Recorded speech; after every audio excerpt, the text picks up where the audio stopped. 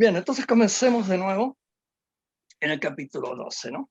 Jesús les habla de nuevo diciendo: yo soy la luz del mundo, el que me sigue no anda en tinieblas, sino que tendrá la luz de la vida. Yo no sé si cité a San Agustín en la semana pasada, ¿no? Porque comienza aquí Santo Tomás citando a San Agustín, ¿no? E indicando que los diversos silegios de comienzo de la época de San Agustín, ¿no? Sobre todo los maniqueos, él formó parte de los maniqueos, interpretan este texto materialmente. Entonces, ¿qué dicen? Jesús es el sol. El sol es la luz. El sol es Dios. Pero qué materialismo, ¿no? Qué tontería. Y por eso es que quería yo detenerme en este punto, que la otra vez no lo mencioné, para no crear mayor problema e irme a lo central, ¿no? Pero es que es importante porque, ¿se acuerdan que yo siempre les he dicho que la Biblia hay que leerla en la iglesia? ¿Y qué significa esto? Bueno, les muestro este libro. Todo intelectual católico tiene que tener este libro. Acá sale, ¿no es cierto?, el magisterio de la iglesia, Enrique Denzinger.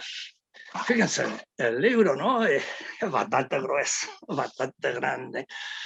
Cuando se proclamó la infalibilidad pontificia en el Concilio Vaticano I, este alemán, Heinrich Enrique, ¿no?, Denzinger, se dedicó a estudiar todo lo que ha enseñado la Sagrada Escritura. Veo que tienes el libro ahí. Todo lo que ha enseñado la Sagrada Escritura. Pero es que hay que tener un poquito cuidado, ¿no? Porque no todo lo que enseñan los papas es infalible. Tenemos que tener bien claro que el papa y el concilio son infalibles únicamente cuando definen. Lo malo es que el Vaticano I nos dio la materia y no nos dio la forma de la infalibilidad. La materia, o sea, tiene que tratarse de los principios de la fe, los dogmas, y tiene que tratarse de los principios de la moralidad. Y en esos temas la iglesia es infalible y en el resto no lo es. Como por ejemplo, la doctrina social de la iglesia se refiere a cosas que no son materia de dogma y estrictamente tampoco principios morales. Se trata de la organización, ¿no es cierto?, de la vida en común entre todos los ciudadanos, entre todos los habitantes del planeta. Entonces ahí no hay infalibilidad, ahí no está en juego la infalibilidad. Y tampoco aquí todo lo que dice este libro es infalible. Es más, es enorme el número de papas que no aparecen más que su nombre. Por ejemplo, aquí le pongo en la página 127, aparecen como 20 papas, más de un siglo y medio. El nombre, pero no enseñaron nada que valiera la pena. Y a cada rato uno va dando vuelta a las páginas y aparece el papa tanto, pero no dice nada. Papa cuánto, pero tampoco dice nada. Porque no enseñaron nada realmente muy serio. Entonces, ¿de qué se trata? Cuando decimos una definición del papa, algo es cátedra. Como no está indicada la forma, esto puede hacerlo el papa de mil maneras diferentes. Lo importante es que no sea su opinión, sino que sea lo que la iglesia enseña. Porque es la iglesia la que es infalible, porque es la iglesia la que tiene la asistencia del Espíritu Santo. Entonces, por ejemplo, en la Casticum Novi de Pío XI, sobre el matrimonio, un matrimonio casto, un matrimonio como Dios manda, ¿no? Y de repente él se refiere al control de la natalidad. Y entonces ahí el Papa dice que no es su opinión,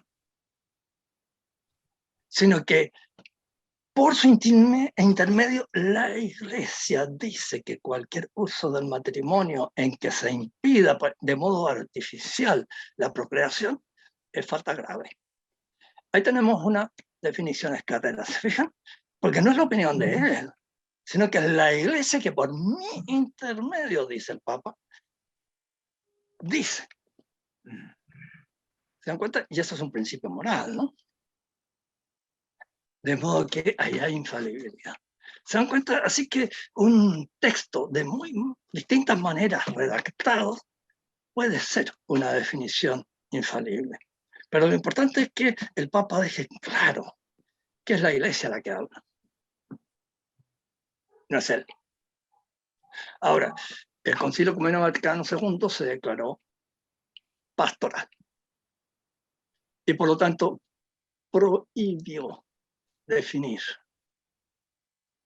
Incluso, yo le pregunté al obispo Ponce cuando vivía allá, ¿por qué tantas veces usan ciertas expresiones en el Concilio Vaticano II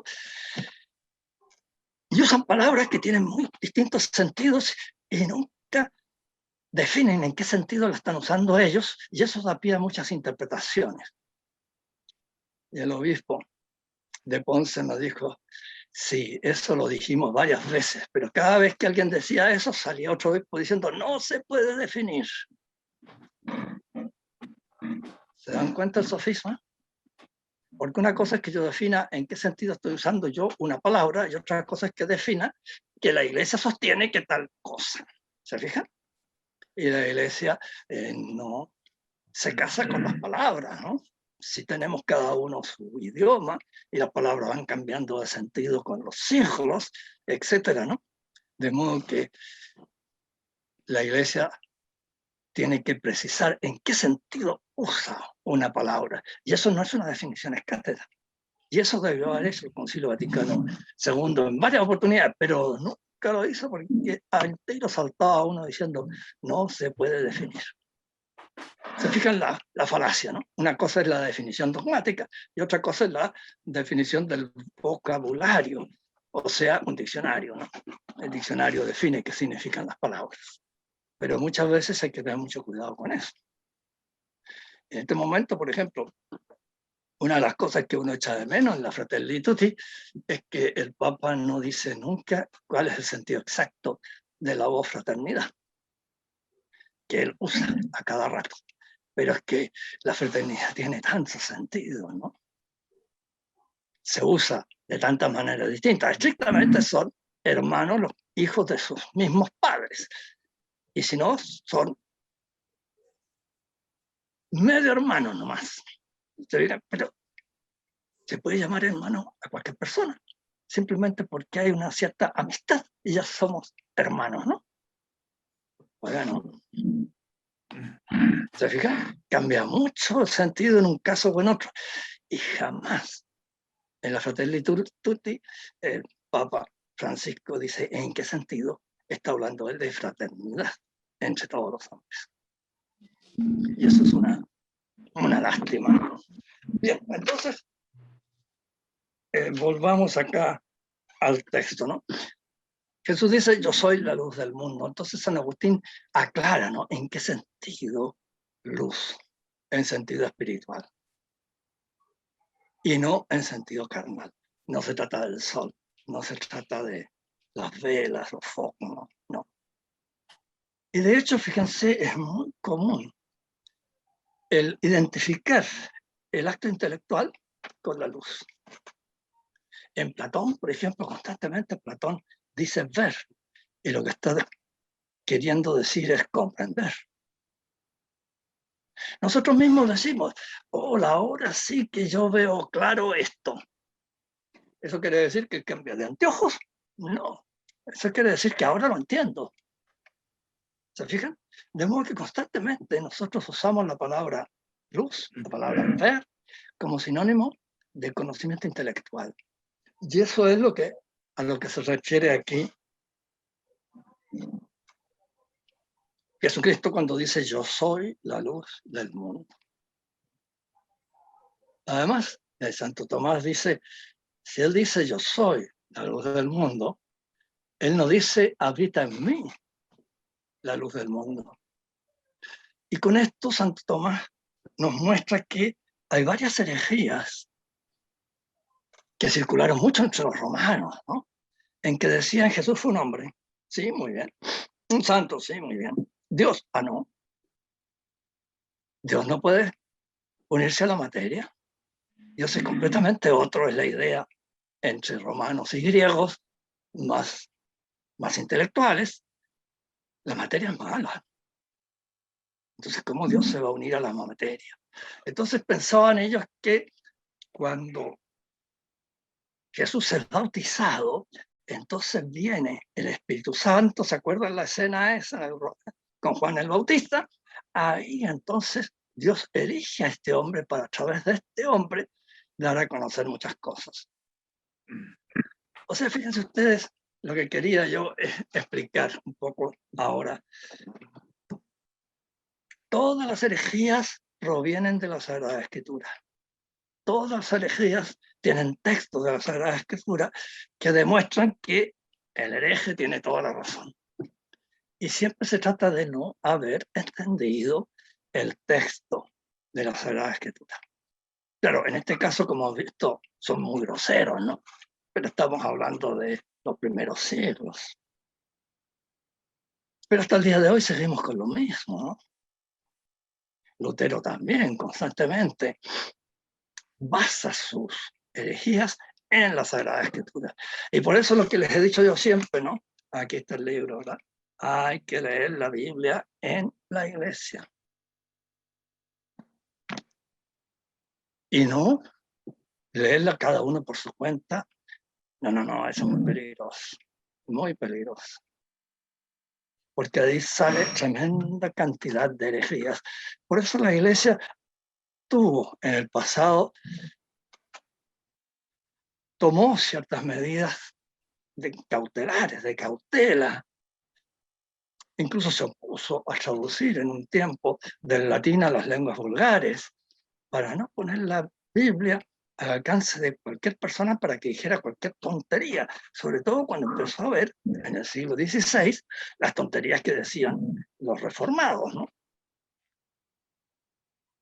Y todos con citas de la Escritura, por supuesto. Entonces, no. Ponerse a leer la Biblia así nomás, oiga, cuidado. San Juan dice, ¿no?, que es una espada de doble filo. Es decir, al que la interpreta bien, le da vida. Y al que la interpreta mal, el otro filo, le da muerte. La herejía, ¿no? Así que, por eso es bueno tener el apoyo en Santo Tomás, en San Agustín, en el Denzinger, en teólogos seguros, y que ellos nos vayan guiando la explicación. Porque si uno se mete a interpretar a su manera, ¡puf!, se puede convertir en un Lutero en poco tiempo. Y eso, por supuesto, que no, ¿no? Entonces, se me perdió la página, ¿no? Luego Santo Tomás dice, el que me sigue no anda en tinieblas, sino que tendrá la luz de la vida. Dice que hay muchos tipos de tinieblas, y es interesante esta reflexión que hace Santo Tomás, ¿no? Y la primera tiniebla es la ignorancia, el que no sabe nada sobre eso. Entonces, lo mejor que puede hacer es quedarse callado. Y lo estamos viviendo ahora, ¿no? Todos los que hablan de la peste y nos dicen cosas tan distintas que uno no sabe qué pensar. ¿Cómo puede ser que se digan cosas tan distintas? ¿Quién tendrá la razón? Bueno, yo prefiero no decir nada porque no tengo idea. Tienen que ser expertos en infectología, en virus, en todas esas cosas, ¿no? Pero hay tanta gente que se mete a hablar sobre esto y uno no sabe qué base científica tienen para decirlo. Y sobre todo en Internet, que cualquiera puede decir que es doctor en no sé qué, y vaya uno a saber si es doctor en eso o no. Así que bueno, cuidado, hay que tener mucho cuidado. Entonces lo primero es la ignorancia. Pero hay otra tiniebla que es terrible. Y es la persona que se deja llevar más por los sentimientos que por la razón. Por la afectividad, por las pasiones, que la razón. Y eso le hace imposible entender el texto. Y es lo que les pasa a los judíos en la época de Jesucristo. Y es lo que le pasó a Lutero y a tantos otros, ¿no? Yo recuerdo haber conversado hace tiempo con un muchacho que estudiaba filosofía en la Universidad de Chile, por desgracia, y claro, había caído en el ateísmo. Entonces traté de hacerlo razonar y fue imposible. Si no hablábamos del tema de Dios, razonaba perfectamente, pero si nos metíamos al tema de Dios, se bloqueaba. No razonaba. Vaya, qué problema afectivo había ahí. En general, fíjense ustedes, a menudo lo que nos lleva a equivocarnos es un tema afectivo.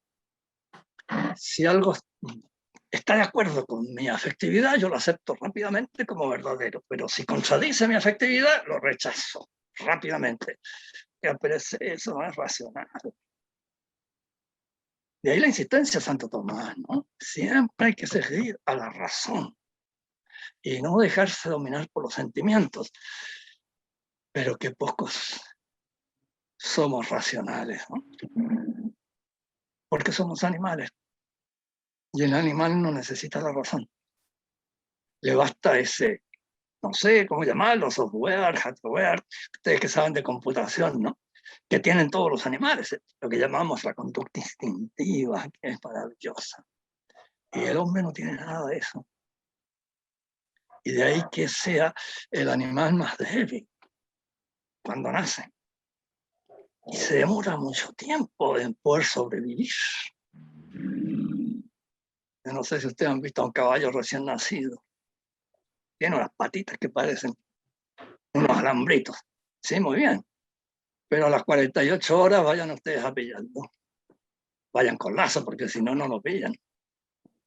Y a las 48 horas se les escapa el bebé humano, ¿verdad? ¿Ven ustedes la falta de instintos, la falta de conducta instintiva? Todo tenemos que aprenderlo lentamente y aplicando la razón, pero somos animales, entonces el sentimiento puede hacer imposible que nuestra razón funcione adecuadamente. De ahí que Santo Tomás dice algo que es imprescindible, le dice en materia práctica, la verdad depende del dominio de las pasiones. La persona tiene que dominar sus pasiones. Y si no, las pasiones le van a impedir razonar adecuadamente. Y esa es la segunda tiniebla, ¿no? Pero hay una tiniebla peor de todas, ¿no? La tiniebla definitiva, la muerte eterna, el infierno. Y esa es la principal tiniebla, ¿no? Por eso es que dice, tendrá la luz de la vida. El versículo 12, ¿no? Estamos todavía en el primer práctico. La luz de la vida, claro. Porque lo que nos da vida a nosotros es que aceptemos intelectualmente a Jesucristo como Dios, como Redentor, fuera del cual no hay salvación. Y por eso es luz. Pero eso nos da vida. ¿Qué vida? La vida sobrenatural. La vida de la gracia santificante. Bueno, yo pienso que ninguno de los que escuchó Jesús decir todo esto entendió nada, ¿no? De lo que estamos diciendo aquí. Sí, pero él sabía que después se iba a entender. Todavía no, pero después se va a entender. Pero sobre todo, él exige que se le crea. Esto es bien impresionante. La exigencia de que se le crea es absoluta. Y claro, piensen ustedes con los milagros que él hizo. Además de que, algo que se nos olvida a nosotros, ¿no? Dentro de todas las personas está, de alguna manera, el Espíritu Santo empujándola en lo que llamamos las gracias actuales, ¿verdad? Empujando a esa persona para que acepte, para que entienda el Evangelio, a Jesucristo, la Iglesia Católica. Y si él no lo hace, es porque no quiere. Hay algo que le impide, y generalmente eso que le impide es de orden afectivo. Esto me recuerda al cardenal Newman. Supongo que todos recuerdan. Acaba de ser canonizado el cardenal Newman. no me acuerdo qué año fue canonizado, pero hace poco, ¿no? Él era un muchacho que estudió para ser pastor anglicano en Oxford, creo que estudió, y fue tan brillante que recién recibido lo nombraron capellán ahí mismo. Y él empezó al comienzo sosteniendo la teoría de ellos, ¿no? Que la iglesia, fundada por Jesucristo, tiene tres ramas: la rama católica, la rama ortodoxa y la rama anglicana. Y la iglesia es la suma de estas tres ramas. Y los demás que se llaman cristianos, de cristianos no tienen nada, ¿no? Pero estas tres sí. Pero empezó a darse cuenta que habían ciertas cosas que no estaban muy bien. Y sobre todo, como él se dedicó a estudiar mucho a San Agustín, a San Gregorio, a Cianceno, los grandes padres del pasado, se empezó a dar cuenta que era difícil justificar la separación anglicana. La habrían aceptado esos padres de la iglesia, pero hubo una cosa que lo retenía. Ahí viene la afectividad. Tenía una hermana, varios años menor que él, a quien quería muchísimo, bellísima persona. Y esta muchachita se enfermó gravemente y murió. Pero ¿cómo aceptó la muerte esta muchachita? Fue realmente un ejemplo, ¿no? Es la voluntad de Dios, ya, perfecto. Pero tenía, no sé, 15 años, 16 años, en la época en que nadie acepta morirse, ¿no? Pues sí, lo aceptó perfectamente. Entonces, él decía, no puede ser falsa una religión que tiene estos efectos. Un alma tan pura, un alma tan de Dios, siendo una muchachita tan jovencita. Y eso le costó mucho superarlo. Finalmente lo superó y se convirtió. ¿Ven ustedes el problema afectivo? Un caso un poco al revés, ¿no? Darwin es anglicano. Carlos Darwin, el de la teoría de la evolución, que dicen, ¿no?, puras mentiras. Pero ¿y qué le pasó? Fíjense que en su libro, El origen de las especies, termina diciendo que su visión no menoscaba para nada la acción de Dios, sino que es maravilloso que Dios haya creado un mundo y le haya dado a ese mundo la capacidad de evolucionar e irse perfeccionando, a través de los siglos. Pero al final tiene muchas dudas de la existencia de Dios. Así, pero ¿qué le pasó? Lo mismo que a Newman, pero una hija de él murió de, no sé, 10 años, 12 años, algo así. Y eso fue un golpe terrible porque era su gran amor, ¿no? Su niñita. La quería especialmente. Y parece que no se curó de esa herida. ¿Ven ustedes la importancia de la afectividad? Y por eso, ¿no? La verdad de la razón depende del dominio de las pasiones, de la purificación moral de la persona. Eso hay que trabajarlo siempre. Si se quiere no equivocarse en estas materias sobre todo, ¿no? Y bien, entonces, como vimos la clase anterior, ¿no?, se niegan a recibir, a aceptar a Jesucristo, porque Él se está alabando a sí mismo. Y el testimonio de una persona no vale. Tiene que ser otro el que haga el testimonio. Y ahí Jesús dice eso que no pudieron entender de ninguna manera, ¿no? Aunque yo dé testimonio sobre mí mismo, mi testimonio es verdadero porque sé de dónde vine y a dónde voy. Pero vosotros no sabéis de dónde vengo ni a dónde voy. Aquí está proclamando su divinidad. Él viene de Dios, pero claro, todavía no podían entender eso aquellos. Pero está respondiendo a la pregunta, ¿no? Aunque no parezca, ¿no? Uno dice, ¿qué tiene que ver esto de que nadie sabe de dónde viene y a mí qué me importa de dónde venga, ¿no es cierto? No, pero es que él sabe muy bien de dónde viene de Dios, porque él es Dios mismo, ¿no? Y entonces no necesita testimonio de nadie. Él da testimonio y ese testimonio hay que aceptarlo simplemente porque él lo da, punto. Y claro, tiene que ser así, si él es Dios. Claro, ahora después de su resurrección, evidentemente, ¿no?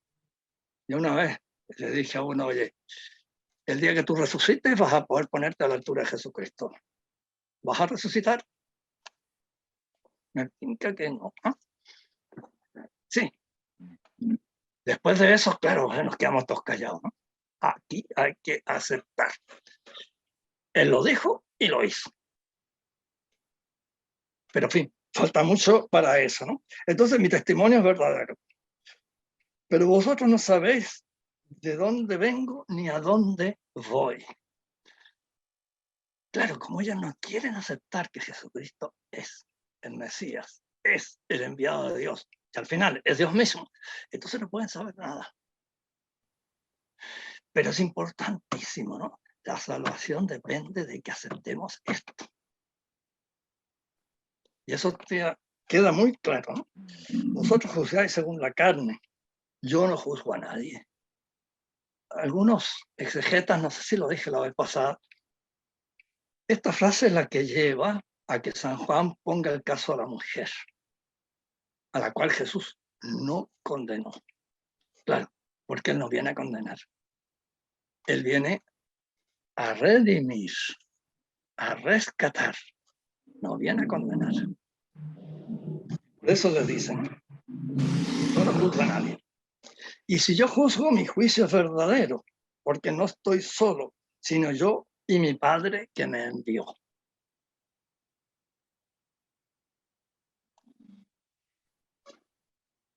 En vuestra ley está escrito que el testimonio de 2 hombres es verdadero. Yo soy el que doy testimonio sobre mí mismo y también da testimonio de mí el Padre que me envió. Y aquí San Agustín comete un error que Santo Tomás se lo corrige. No me voy a meter en eso porque es medio complicado, ¿no? San Agustín piensa que aquí está aludiendo Jesús a la Santísima Trinidad. Y Santo Tomás le dice, no, esto no es congruente con el texto. Fíjense la libertad de Santo Tomás. Critica tranquilamente, directamente al gran genio, gran para todos los hombres de su época, Agustín de Hiponia. Él es el gran intelectual que todos admiran. Y San Agustín y Santo Tomás con toda tranquilidad dicen, no, esto no es congruente con el texto que estamos viendo. La libertad de Santo Tomás es muy grande, también critica a Aristóteles, pero siempre sin faltarle al respeto, por supuesto, ¿no? Bien, hasta aquí habíamos llegado la semana pasada. Juan Carlos, hay una pregunta, una pequeña pregunta. Ya. Dice Leonardo Arriaga, ¿puede haber una tiniebla interior, no necesariamente posesión demoníaca, pero que también actúe oscureciendo la vida cristiana, un engañador? Sí. Bueno, nosotros mismos, ¿no? Por esto que hemos hablado de nuestra afectividad. Si a mí me dicen algo contra mi mamá, yo no lo acepto. ¿Qué te has imaginado? ¿Verdad que sí? Todos nosotros tenemos una imagen de nuestra madre muy buena. Y con razón. Pero ahí hay mucho de afectividad. Y tiene que ser así, claro está, ¿no? Para que la familia se mantenga unida. Así que no sé otro tipo de... De hecho, hay una cosa sí que es bien importante, ¿eh? Y eso las madres tienen que tenerlo muy presente. Lo que aprende un niño pequeño se incorpora de tal manera a su modo de pensar que después es muy difícil que salga de ese modo. Y por eso es tan difícil una conversión, ¿no? Y sobre todo cuando incide en cosas que incorporó a su manera de pensar el niño chiquitito. Y de ahí que es tan importante al niño pequeño enseñarle a rezar y a hablarle de estas cosas en la medida en que el niño pueda entender, ¿cierto? Porque entonces él las va a incorporar y las va a hacer su vida. Y eso es lo más importante de todo. todo esto que nosotros estamos estudiando aquí tenemos que convertirlo en vida nuestra. Ojalá pudiéramos decir, como dice San Pablo, no soy yo quien vive, sino que es Cristo quien vive en mí. Es decir, Él se borró. Todo lo que Él dice es lo que recibió de Cristo. Y ojalá nosotros pudiéramos llegar a ese nivel, ¿no? A no tener pensamiento propio. Uy, qué difícil esto, ¿no? Uy, porque todos queremos, ¿no? Es que yo dije. Oiga, no, si usted quién es. Cristo dijo. Eso sí. Yo no cuento aquí. Él. Sí, porque Él es Dios. Entonces, ojalá pudiéramos someternos totalmente, ¿no? A Él. Pero eso es lo que dijo la Santísima Virgen. Lo más grande que se ha dicho en la historia, digamos, una persona humana, ¿no? Porque Jesucristo es persona divina, ¿no? He aquí la esclava del Señor. Fíjense cómo se define la Virgen a sí misma. He aquí la esclava del Señor. Esa es su definición. Ojalá todos llegáramos a eso. A ser realmente esclavos de Jesucristo, que es Dios entre nosotros. Pero no, ahora todos gritamos libertad, ¿no es cierto? Y yo puse una coma y eso es lo que vale. Oigan, no. Por eso es que no progresamos en la vida espiritual como deberíamos, porque no terminamos de suprimir esa raíz de egoísmo que tenemos, ¿no? Esa raíz de soberbia que tenemos nosotros. Vemos una foto y que empiezo a buscar yo, ahí estoy yo. Y si yo salgo bien, qué buena la foto. Si yo salgo mal, no es esta foto. Si sale cada rato, ¿no? No sale. Yo soy yo. Pues no, todo tiene que ser Jesucristo. Porque así, fíjense, nos deificamos. Si Jesucristo llega a ser todo en mí, yo me he deificado. ¿Se dan cuenta? El negocio que estoy haciendo es fantástico, ¿no? Dejo de ser una porquería humana para ser una chispa divina, podríamos decirlo. Claro, sin caer en nirvanas ni cosas por el estilo, ¿no? Dios quiere que nosotros seamos, pero seamos enteramente divinos. Eso es lo que Él quiere. Y nosotros nos oponemos, queremos seguir siendo humanos, bestias, ignorantes, sin fin, todo. No. Esa es toda la dificultad. Y por eso, si ustedes se fijan, ya sea que la Virgen dijo eso, llegó a ser lo que soy. Y si ustedes se fijan en todos los santos, es increíble cómo hablan mal de sí mismos. San Francisco de Asís era tremendo. Se trataba a sí mismo de el hermano asno. Vaya, ¿no? No era precisamente una alabanza. Él era el hermano asno. Y por eso es que Dios lo pudo llevar a ese nivel de santidad que lo llevó. Pero el que no logra esa humildad, no va a llegar a eso. Pero en fin, me estoy saliendo del texto, ¿no? Esa es la principal tiniebla, ¿no? Tengo que convencerme, mi peor enemigo soy yo. Ese es mi peor enemigo. Mucho más que el diablo. Yo soy mi peor enemigo. Porque yo quiero triunfar, porque yo quiero sobresalir, porque yo quiero esto, porque yo quiero lo otro. No.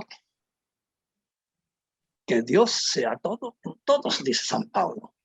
Que Dios sea todo en todos. Esa es la meta. Dificilísimo, claro está. Entonces,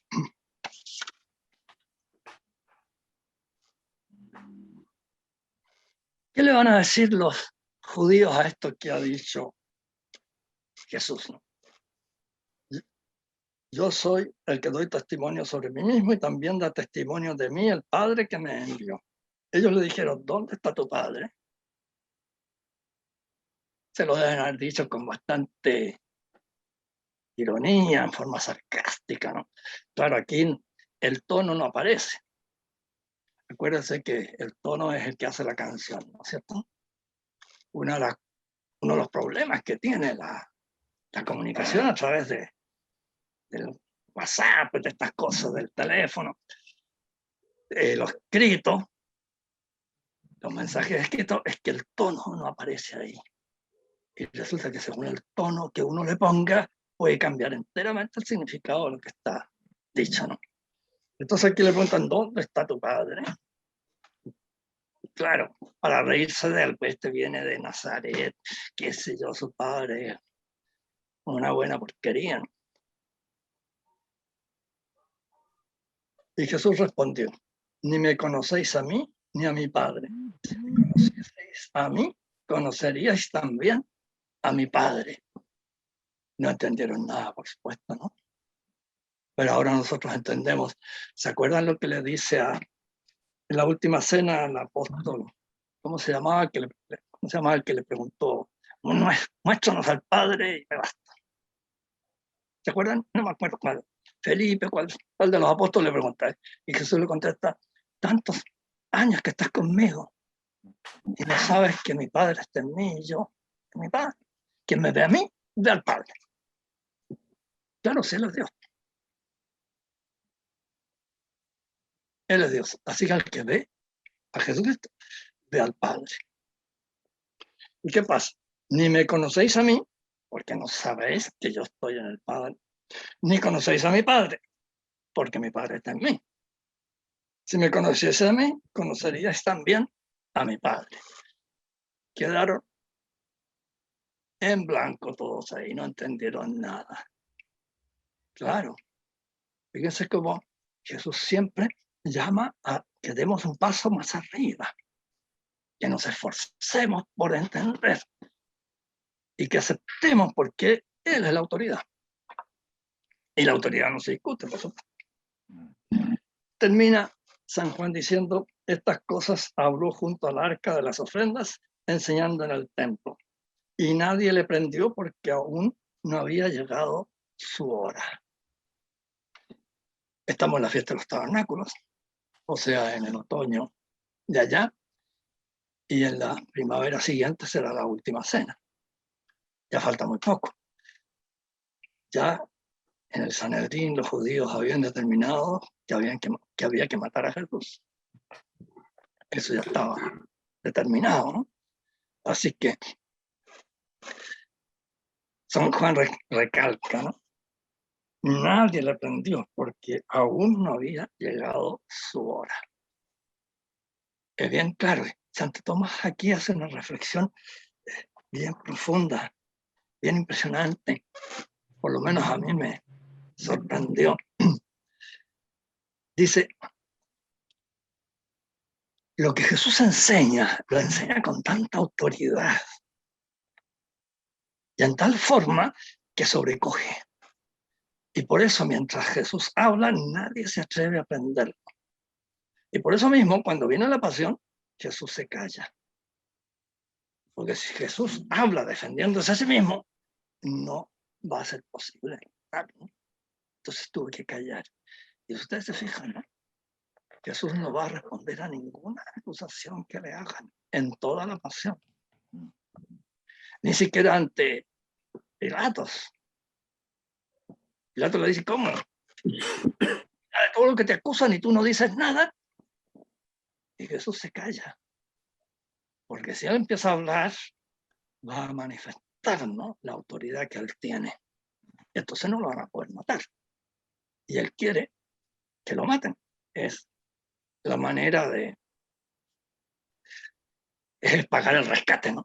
La redención. ¿No? La palabra redención en realidad, la palabra griega que se usa, significa pagar el precio del esclavo para que deje de ser esclavo. A nosotros se nos olvida un poco eso, ¿no? Es un término técnico del griego. La redención es eso. Y Jesús paga ese precio. Y ese precio lo paga muriendo en la cruz. Entonces tiene que quedarse callado durante toda la pasión. y decir lo menos posible. Prácticamente nada, ¿no? Casi nada habla durante toda la pasión. Incluso ante Pilato, no dice nada en defensa propia, absolutamente nada. Con Herodes tampoco, ¿no? No abre su boca. Pero aquí, como está enseñando, a pesar de que reciben los soldados del templo orden de prender a Jesús, como vamos a ver un poco más adelante, no lo prenden. No, es que nadie ha hablado como él. O sea, ¿qué autoridad tenía Jesús? Cuando quería manifestar un poco su autoridad, lo manifestaba. Y por eso es tan incomprensible que no lo hayan aceptado tantos judíos. Y esto viene muy bien recalcarlo ahora que llevamos bastante tiempo en que nuestras autoridades se echan la culpa y nos echan la culpa a nosotros. Y bueno, ¿en qué Jesús tuvo la culpa? Por supuesto que no. Y los apóstoles, y los mataron a todos. El único que no fue asesinado fue San Juan porque lo sacó un ángel, ¿no? Lo tiraron a una olla de aceite hirviendo y un ángel lo sacó. Fue el único que murió de muerte natural. A todos los demás lo mataron. Bueno, y entonces es que no sabían dar testimonio. Claro que sabían, pero no querían recibirlo. Ese es el gran misterio, ¿no? ¿Por qué tanta gente no quiere aceptar este testimonio? ¿Cómo persiguieron al Padre Pío? Incluso sacerdotes, ¿eh? Y muchos. ¿Cómo lo persiguieron? Y vaya, el Padre Pío sí que daba testimonio. Y por lo demás, esto es común en muchos santos. Muchos santos fueron muy perseguidos en su época. Así que, un poco de consuelo, ¿no? No caigamos en una especie de complejo de inferioridad porque somos católicos. Oiga, no, nada de complejo de inferioridad aquí. Es que, como dice, las tinieblas no lo recibieron. ¿Se acuerdan San Juan? Prólogo. Vino los suyos no lo recibieron. Él era la luz y las tinieblas no lo ahogaron. Pero tampoco lo recibieron, a pesar de ser él luz, ser Dios mismo. ¡Qué misterio! Es realmente increíble. Y hoy, bueno, estamos en un momento muy triste para la Iglesia por tantas fallas de tantos sacerdotes, ¿no? De tantos religiosos. Yo me eduqué con los jesuitas, los estimaba muchísimo, y varios de sus profesores colgaron la sotana, y de mala manera, sin permiso ninguno, ¿no? Recuerdo que en esa época, año 1950 y tanto, ¿no? Había 36.000 jesuitas en el mundo. Hoy día, no sé si lleguen a 10.000, pero miren lo que ha crecido la humanidad, ¿no? Yo no sé, en esos años serían 500 millones todos los seres humanos, ahora son 7.000. No, un poco más, no 500 millones. Digo, 2.000 millones de haber sido la población del mundo en los años 50, o poquito más. Ahora son más de 7.000. O sea, los 36.000 jesuitas hoy día, ¿cuántos tendrían que ser? Más de 100.000. Para que fueran los mismos, ¿no? Y no sé si llegan a 10.000 hoy día. Qué manera de destruirse. Y lo mismo pasa con los dominicos y tantas otras. Así que es muy triste el momento que estamos viviendo. Bueno, ¿qué le vamos a hacer? Pero recordemos, ¿no? Seguimos a Cristo. Y tenemos que seguirlo en su pasión. ¿Sí? Viene bien recordar esto porque estamos comenzando la pasión, ¿no? Martes de pasión hoy día. Así que no es falla tanto nuestra como de que no quieren oír, no quieren ver. Como dice San Juan también en el prólogo, ¿no? No quieren la luz porque la luz mostraría que sus obras son malas. Entonces rechazan la luz. Y rechazan a Jesucristo. Y por supuesto, rechazan a la iglesia.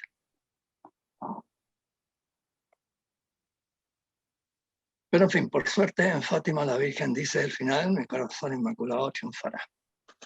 Así que ya sabemos, ¿no? Estamos pasando por una noche muy oscura, pero la luz está cerca, porque lo dijo la Virgen. Y la Virgen sí que sabe, ¿verdad que sí? Claro que sí. Veo que quedan 5 minutos nomás y habría que pasar al versículo 25, en que se va a manifestar con mucha fuerza esa incredulidad de los judíos, ¿no? Cuando San Juan dice judíos, se está hablando de los enemigos de Cristo. Y eso revela que él escribe después de la destrucción de Jerusalén, después de la destrucción del templo. Porque al comienzo los judíos seguían yendo al templo, seguían cumpliendo con todas las obligaciones de la ley de Moisés, y poco a poco se fueron dando cuenta que no había caso. Había que separar completamente el cristianismo del judaísmo. Y esa fue la gran pelea en el siglo I, y por eso San Pablo fue tan perseguido por los católicos. Lean la segunda epístola de San Pablo a los Corintios, en que alude a una carta anterior que escribió en lágrimas, que no se conserva esa carta. Lean la carta a los Gálatas. Oh, insensatos Gálatas. Los reta San Pablo. O sea que problemas ha habido siempre, ¿eh? Incluso en el siglo I, que a veces lo miramos como un modelo. No fue tan modélico. Hubo muchísimos problemas de ahí y muy serios. Y muchas traiciones. El pobre San Pablo, qué mal lo pasó. Bien, yo creo que podemos terminar aquí. ¿Hay más preguntas, supongo? Hay 2 preguntas. Ya. Preguntan, ¿qué parte del versículo se refería usted sobre que Santo Tomás había corregido a San Agustín, donde San Agustín aludía de manera, según Santo Tomás, equivocadamente a la Trinidad? Claro, ese versículo que dice, versículo 17, y en vuestra ley está escrito que el testimonio de 2 hombres es verdadero. Entonces, San Agustín ahí hace una explicación de que, claro, sí, la Santísima Trinidad son 3, ¿no? Pero en realidad, básicamente el Padre y el Hijo, y la relación entre el Padre y el Hijo es el Espíritu Santo. Entonces, con mencionar a esos 2, implícitamente queda mencionado también el Espíritu Santo. Pero Santo Tomás le dice no, porque aquí dice, en vuestra ley está escrito que el testimonio de 2 hombres es verdadero, y el Padre, el Hijo y el Espíritu Santo no son hombres. Claro. De modo que no se puede aplicar a este texto ese desarrollo que por lo más es muy, muy hermoso, ¿no? de San Agustín, esa circuncisión entre las 3 personas de la Santísima Trinidad, en que son un solo Dios, ¿no? Y entonces ahí hace una explicación teológicamente que está muy bien, pero no se puede aplicar a este texto. Es lo que le dice Santo Tomás. No, a este texto no se puede aplicar. Y en cambio prefiere a San Juan Crisóstomo, que él sí aplica esto de que se trata de 2 hombres. Ahí hay una dificultad, no había querido mencionarla, en que algunos dicen, pero ¿cómo es esto de que el testimonio de 2 hombres es suficiente? Y no se acuerdan de la pobre Susana, acusada por los 2 viejos. Entonces fue el testimonio de 2 hombres, y sin embargo falso. Y claro, Dios inspira a Daniel y corrige el asunto, pero estaban todos decididos a matar a Susana por el testimonio de estos 2. O sea, la ley lo dice, ¿no? El testimonio de 2 hombres. Sí, pero obviamente hay que tener cuidado porque 2 hombres pueden mentir. Y pueden 2 ponerse de acuerdo previamente, como hicieron esos 2 viejos, ¿no? Para presentar el caso. Y todo el mundo les creyó. un poco esto, lo que decíamos recién, ¿no? La Biblia nos señala cómo nos vamos nosotros al cielo, no cómo marchan los cielos, ¿no? Entonces, esta es una realidad histórica, esta es una idea propia del pueblo judío, pero eso no quiere decir que sea siempre así. No, es una costumbre de ellos. Bien. Muchas ¿Otra gracias. pregunta? No, eso sería. Por lo menos no hay más preguntas acá en el chat. Y ya estamos faltan 2 minutitos nomás. Sí, sí. Pero en Muchas fin, si a alguien se le gracias. ocurre otra pregunta, no hay problema. Y si no, nos despedimos hasta la próxima semana. Bien, bueno, recuerdo lo que usted me había señalado, que el próximo martes 30, Martes Santo. martes santo, una exposición sobre el Santo Sudario, perdón, sobre la Sábana Santa. Es lo mismo. Bueno, si les parece bien, que dado que estamos en la Semana Santa, podemos ver esa increíble investigación que han hecho durante ya más de 100 años. Una cantidad, pero también impresionante, de científicos, ¿no? Sobre la Santa Sábana. Está ya listo para salir un libro que he escrito sobre ese tema. Ahí publico como 60 fotografías, no me acuerdo bien cuántas, y hago un desarrollo más amplio. Claro, obviamente, pero aquí en una hora es mucho menos. Y una cosa que es realmente impresionante es que los médicos han ido, gracias al Santo Sudario, a la Santa Sábana, han ido profundizando el dolor que padeció Jesucristo. Es realmente impresionante. Es mucho más de lo que nosotros pudiéramos imaginar, pero muchísimo más. Bueno, no les digo más para que vengan con interés la próxima semana, ¿no? Y ahí veremos. Espero que resulte, porque yo de internet no sé nada, pero ya Nicolás me enseñó, así que nos juntaremos antes para que resulte, porque no, yo no confío en mi expertise, como dicen los yanquis, ¿no? Nada, para nada, no tengo idea de estas cosas. Así que todo se debe a Nicolás, ¿no? El que podamos hacer esto. No, Muy gracias. bien, entonces hasta la próxima semana. Nos vemos el próximo martes. Que esté muy bien todo. A las 7. Muchas gracias, adiós. Muchas gracias.